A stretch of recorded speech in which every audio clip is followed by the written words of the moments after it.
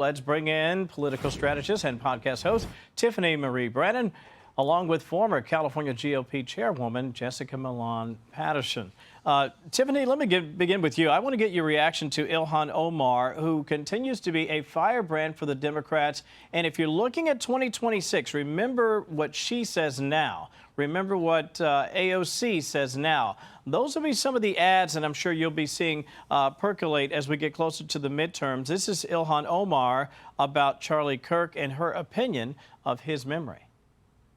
I said that the people who were full of were the people who were saying that Kirk was civil. The person who said, because I am Muslim, I cannot be in this country because I want to destroy Western society, is not civil. I do believe those of you who are interested in rewriting this hateful man's history are full of Thank you.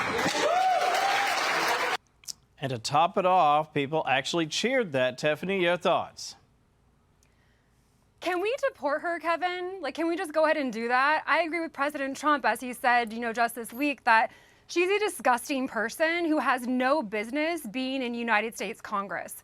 Moreover, she's a perfect example of the foreign invasion of the American government by bad actors who would rather support Somalians over Americans and criminals like George Floyd over American patriots like Charlie Kirk.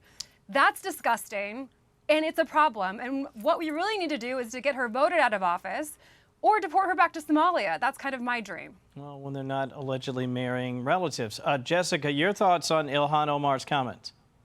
Well, I think she didn't just reject the resolution. She rejected decency. Yeah. As an elected official, she would expect to have some grace. And after this tragedy, she was unable to show it herself. And I think what Americans are looking for right now is the leaders that will rise above their hate and show respect for everyone, including their opponents.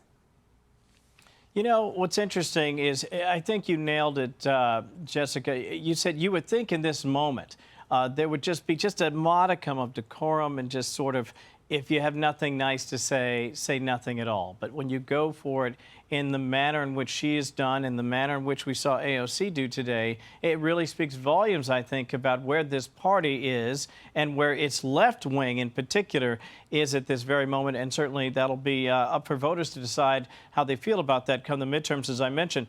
Meantime, here is Jasmine Crockett and Joe Manchin. Very interesting here. They're coming together.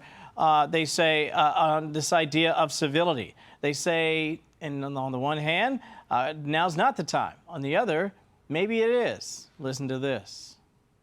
We got to come together because it's not each other that is the problem. It's the other side. It's the fascists. It's the wannabe dictator. It is, the hater in chief. It is the racist in chief. They've lost the human compassion. And I said, you want a crusade? There should be a crusade for civility in the United States of America right now.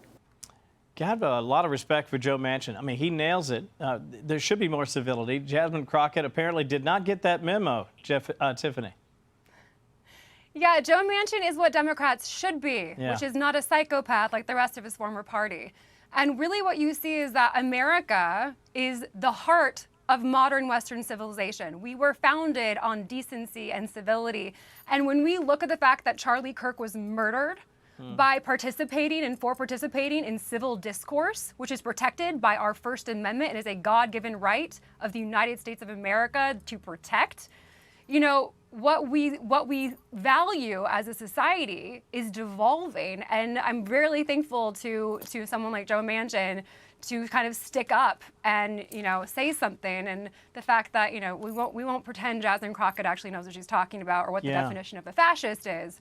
But at least we have guys like Joe who are really standing up for the good, the true, and the beautiful, and the basic gift of civil discourse. It's interesting, Jessica, it's as if Joe it's like that graphic where it says, I'm here, and my party moved all the way over to here. 20 seconds, you get the last word.